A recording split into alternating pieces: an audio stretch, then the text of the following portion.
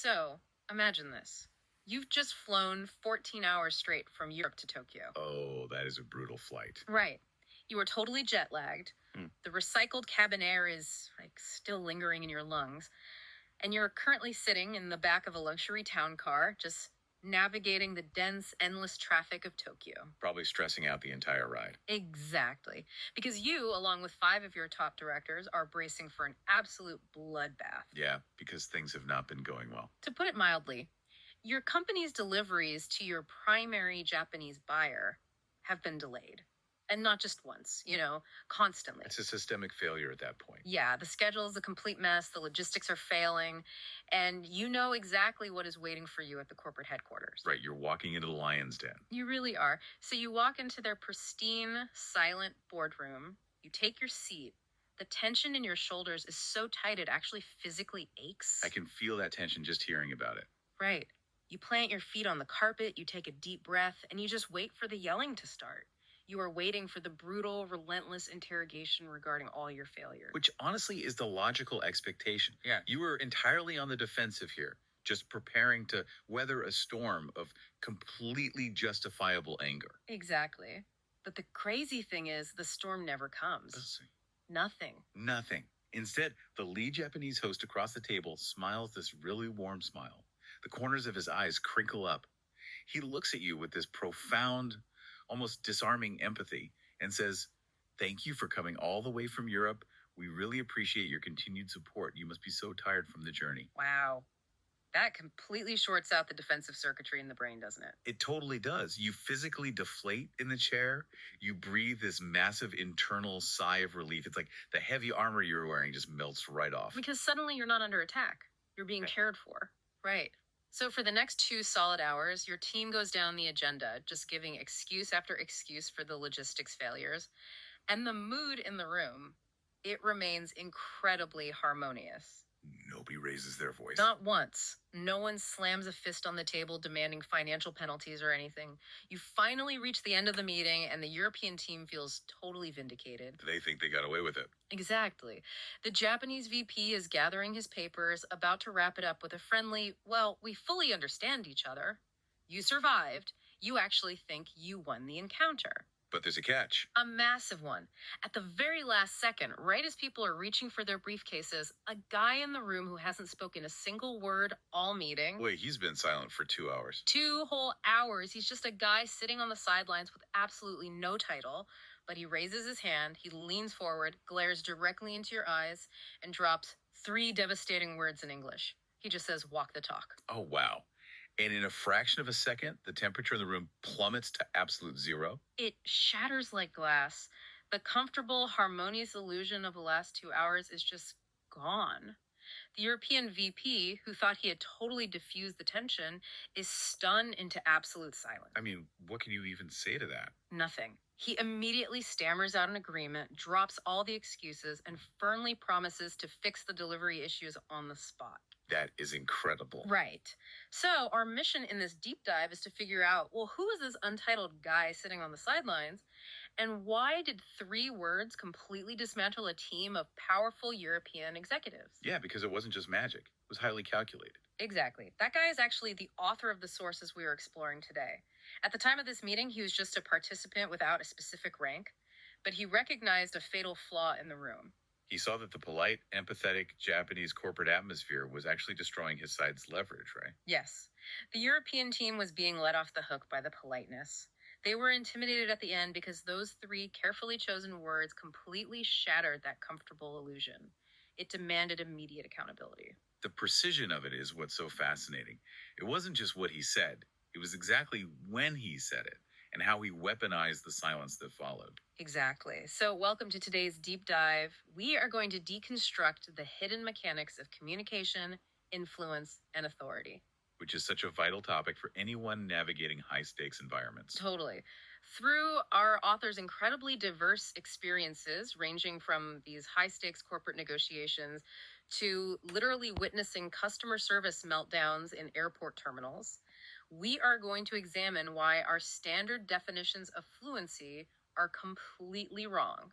Yeah, that's a big misconception we need to tear down today. We will look at the physical mechanics of language, why a quiet voice often carries way more gravity than a loud one, and how deeply understanding the perspective of your opponent allows you to control the atmosphere of any room. It's going to be a fascinating journey. So let's start with that boardroom. The author didn't use a beautifully crafted, highly grammatical paragraph to force accountability, right? He used three words. Right. And the sources make a critical distinction here between the illusion of fluency and the weapon of timing. The illusion of fluency. Break that down for us. Well, when people prepare for a high stakes environment, whether it's speaking a second language in a boardroom or just presenting a difficult pitch in their native tongue, they obsess over flow. Like making sure there are no awkward pauses. Exactly. The assumption is that fluency means an uninterrupted, flawless stream of words. We tend to equate any hesitation with weakness or incompetence. But the author realized that's just not true, is it? Not at all. He realized that true fluency isn't about vocabulary size or grammatical perfection. True fluency is actually the ability to dictate the emotional atmosphere of the room. That makes so much sense. I was looking at his notes on how non-native speakers actually hold a bizarre advantage when they are forced to be clunky. Yes, the mechanics of force emphasis. This is brilliant. He outlines what happens when someone who isn't fluent tries desperately to get a point across. They can't hide behind polite fluff. Right. If a non-fluent speaker needs the opposing side to improve a product, they don't have the linguistic luxury of burying the request in diplomatic padding. They can't say, "We would humbly request that you look into the quality metrics." Exactly. The pressure forces the core noun out first, Yep. so they will literally blurt out quality improvement. And then what happens? Well, because they lack the connecting grammar, they stumble, they pause, they backtrack and say something like, we are requesting the improvement of quality. So to the speaker, it sounds really messy. It feels like a massive failure of communication. But you have to look at the auditory experience of the listener. The listener hears the phrase quality improvement twice, separated by a heavy, uncomfortable pause. Oh, I see. It acts like a spotlight. Exactly. That lack of smooth fluency acts like a bright yellow highlighter over the core message. It forces the listener to recognize that this specific concept is so vital that the speaker is physically struggling to push it into the room. It demands attention. That is so counterintuitive, but so true. However, in that boardroom negotiation we talked about at the start, the dynamic wasn't about highlighting a single demand, right? No, it was entirely about who controlled the behavioral parameters of the meeting. And the Japanese side essentially surrendered those parameters in the first 5 minutes. They absolutely did. By leading with that heavy empathy, "You must be tired, thank you for coming," they just handed the psychological steering wheel straight to the European executives. They created a perfectly safe environment for excuse making. It really highlights a severe vulnerability in corporate politeness, doesn't it? It does. We routinely confuse a pleasant meeting with a successful meeting. Oh, that's a great way to put it. The Japanese leadership likely felt the meeting was proceeding really well because there was no overt conflict. Everyone was smiling. But the author, sitting on the sidelines, realized that without a degree of conflict, there is absolutely zero accountability. Right. The empathy was acting as an anesthetic. It was numbing the real issue. So his intervention at the very end of the meeting was this highly calculated disruption. Walk the talk is not a fluent diplomatic corporate statement. No, it's a linguistic sniper shot. But, okay, I have to push back here. A linguistic sniper shot makes sense in theory, but I really have to question the practicality of this. Fair enough. What's the hesitation? Well, if you wait until the very end of a 2-hour meeting to speak, aren't you risking being entirely ignored? And more fundamentally, doesn't fluency actually matter? How do you mean? I mean, it's easy to say just use 3 words, but doesn't an international business person need to be able to command the language to even know which 3 words to use? You can't just guess an idiom and hope it shatters the room. That is the exact trap people fall into when they try to mimic this kind of behavior. Right. You can't just fake that. You really can't. They see the simplicity of the delivery and assume the preparation was equally simple, but you cannot guess the idiom. So how did he know? Dropping a phrase like walk the talk with that level of precision requires a deep, almost obsessive foundational mastery of the language. So he didn't just stumble upon that phrase in a pocket dictionary that morning. Definitely not. He had built a massive mental arsenal over decades.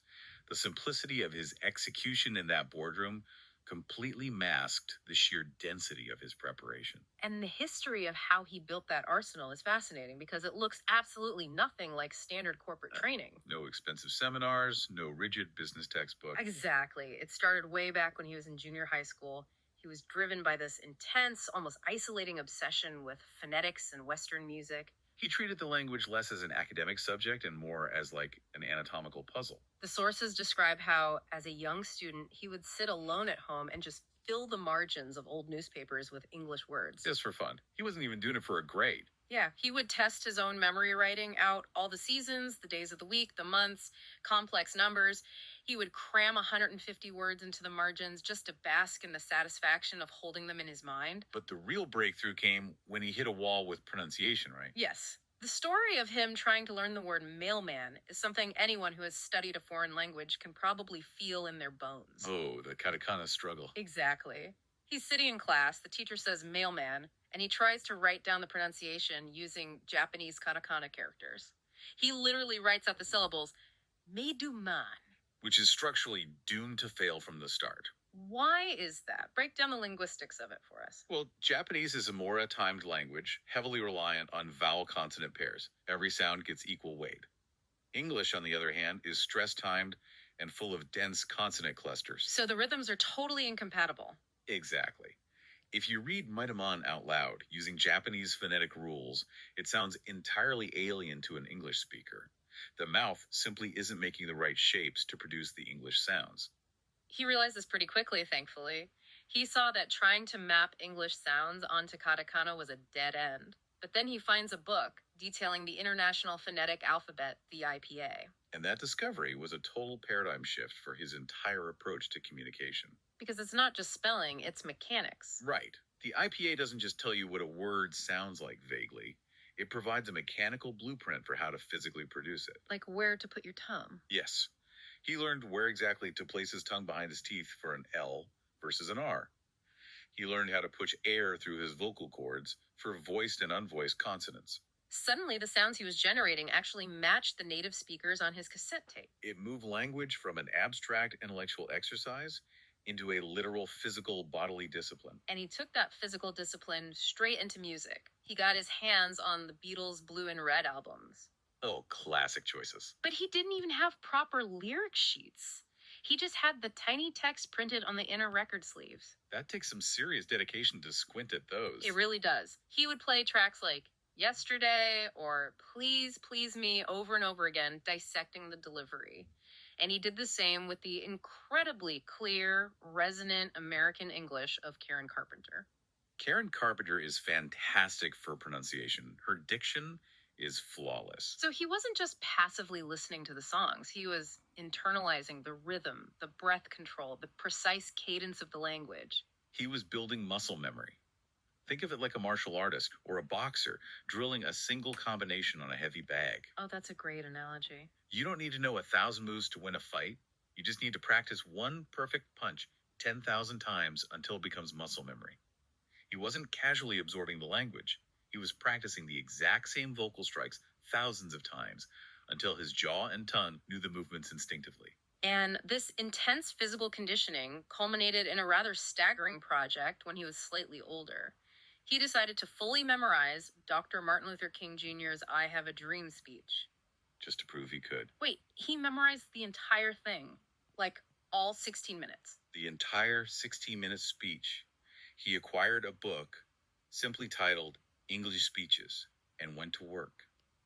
It took him a full week just to commit the first page to memory. A week for one page. Yeah, and nearly a month to memorize the whole address. Interestingly, the sources note he didn't even fully grasp the profound historical or political context of the American Civil Rights Movement at the time. So it wasn't about the politics for him. No, he was captivated purely by the architectural power of the words, the rhythm, the rising tension, the gravity of the delivery. He initially did it to impress his teachers and secure a university recommendation. But it had a massive side effect, right? Huge. It fundamentally rewired his linguistic brain. But I have to ask, how does memorizing a civil rights speech from the 1960s practically help a corporate executive negotiating supply chains decades later? It feels so disconnected. Because he wasn't just memorizing vocabulary words in isolation. He was downloading premium, structurally flawless, deeply impactful rhetorical frameworks directly into his long-term memory. Oh, so the structure is what matters. Exactly. The author notes that even 30 or 40 years later, during highly complex business negotiations, specific phrasing structures from that exact speech would naturally rise to the surface of his mind. He had internalized the rhythm of persuasion. It's the difference between trying to build a car from scratch while driving down the highway versus pulling a fully built engine out of your garage. Precisely. To put this in perspective, later in his career, he spent 13 years in operational roles where he barely spoke a single word of English. 13 years. That's a long time to go without practice. His active, improvised speaking skills completely atrophied. Yet when he finally sat down to take the TOEI exam just to see where he stood, he scored a 960 out of 990. After over a decade of not using it. That's insane. He realized that while his ability to speak quickly on the fly had faded, his deep, structural, architectural understanding of the language remained completely intact. Because it was anchored in muscle memory. Right. Taking high-quality, impactful phrases and permanently storing them in your mental library is infinitely more robust than trying to improvise perfectly under pressure. Which brings us right back to the boardroom in Tokyo. When he dropped walk the talk, he didn't invent that phrasing in the heat of the moment. He didn't panic and try to translate a Japanese idiom into English. It was already in his mental armory, fully loaded. He just had to wait for the exact right moment to pull the trigger. But, and this is crucial, having the perfect words loaded in your armory is only half the battle. What's the other half? How you physically deliver them.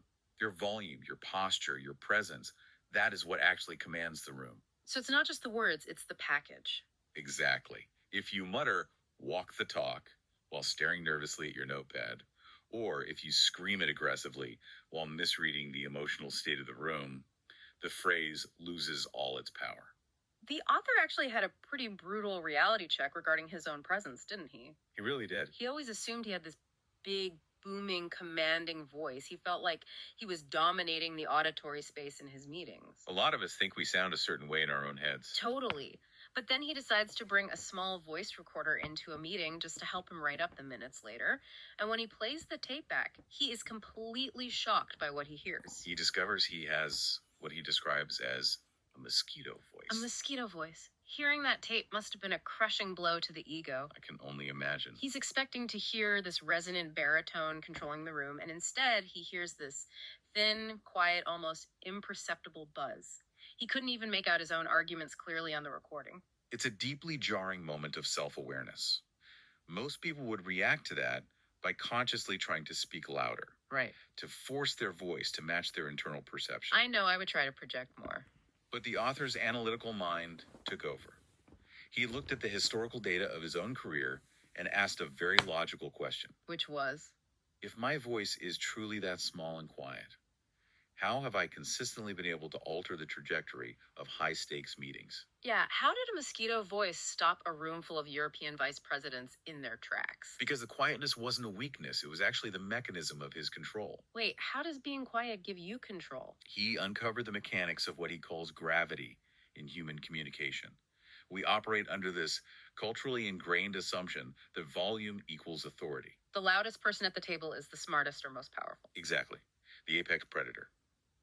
But the author realized that by speaking softly, deliberately slowly, and most importantly, looking people right in the eye, he reversed the dynamic. He forced everyone else to change. He forced the entire room to adapt to him.